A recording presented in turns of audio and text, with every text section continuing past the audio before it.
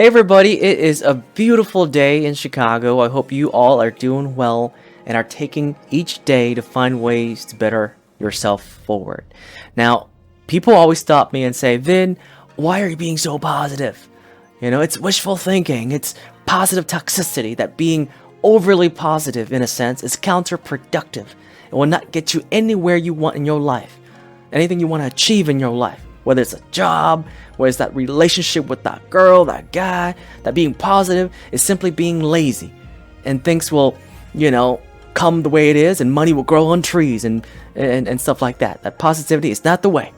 And on the other side of it, people say, Vin, you have to be realistic about everything, which ultimately leads to cynicism, I think, where one believes that everyone is motivated by self-interest, that it's a dog-eat-dog world, that everyone is selfish, that there's no morals, that you gotta go out there and fend for yourself, that the reality of it all is darker than any light you can see, which is sort of very self-preservation, right? Preserving yourself, sort of a defensive mechanism, right? Also known, I think, as being negative, and sometimes we label that as being realistic.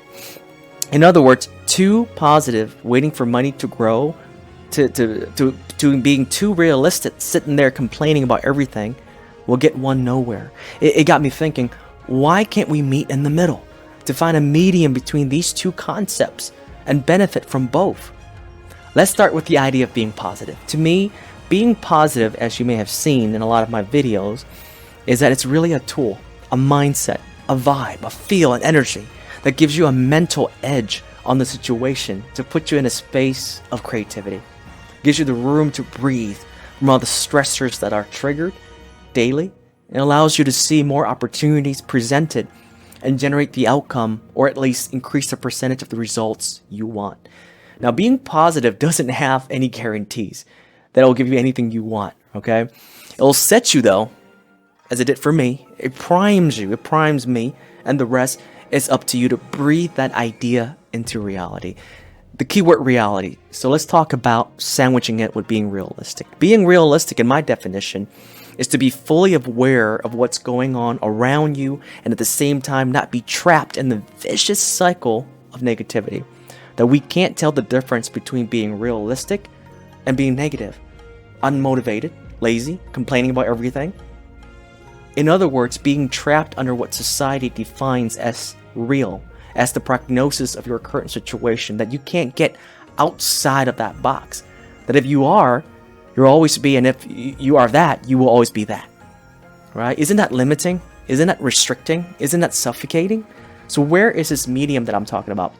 I can only speak for myself, and I've said this in many videos.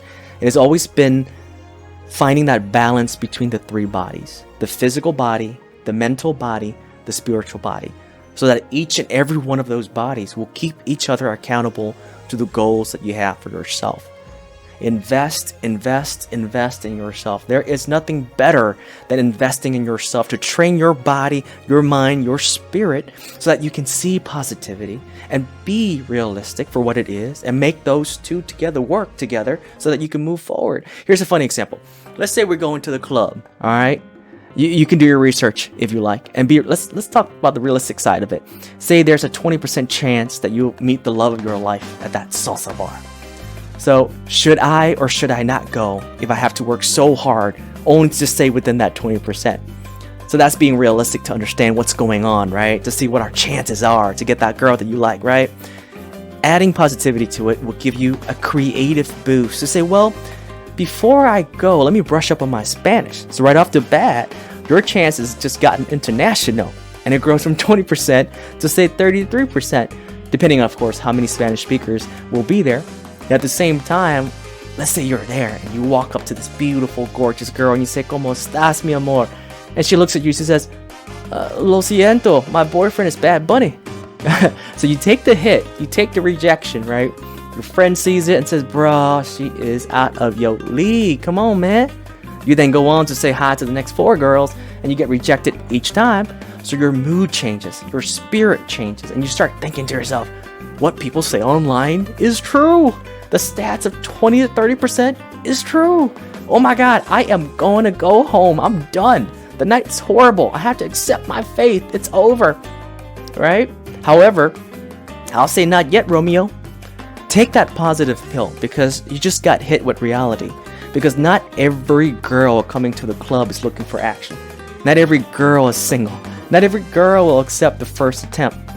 So once you take that positive pill, right away you are refreshed, grounded to simply really enjoy the night more and actually party up with the people that you went to the club with, instead of trying every attempt to find that girl, which, to be honest, is called being desperate, right? Which is probably not a good turn on for anyone. So now, you're shifting your gears. You're finally showing off some of your salsa moves. You got some bachata going, some cumbia, some merengue. You're throwing down on the club, alright? This is popping. Your friends are having fun. You are having fun. Things are happening. And guess what? At that same time, your pheromones are flying everywhere, sending signals everywhere, like a peacock spreading his feather, like a gorilla beating his chest, like a lion roaring, right? You lay it on the floor. And what happened here is that you're becoming realistic with the situation. You became positive about it. You're turning that night around to really enjoy yourself for real, keyword, with all those dance moves and having fun. And out of nowhere, people are watching you now. And you're being in that center of attraction to the people that you like. Because I'm sure they want some of that fun. They want some of that energy, some of that organic naturalness that you are exuding from every cell, every facet of your being. Right there, my friends, the possibilities, the opportunities are endless. Now, there's no guarantee that being super realistic will get you any closer to your goals. And it's the same thing as being too positive, right?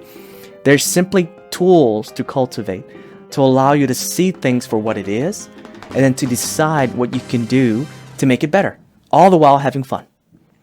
In the world we're living in, we're going through COVID. We're in the middle witnessing a devastating war.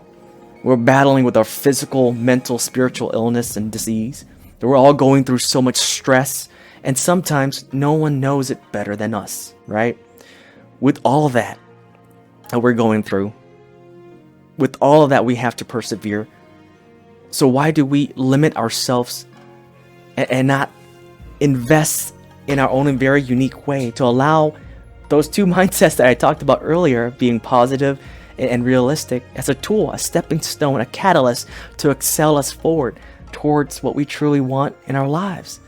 So be blessed, be kind, be well, be you, and make it happen forward, not only for yourself, for the people you love, and let's enjoy life from now until kingdom come. Alright, y'all? I wish y'all a beautiful day. Put your thoughts into the comments and let me know what you think. I love you a bunch, and talk soon. Bye!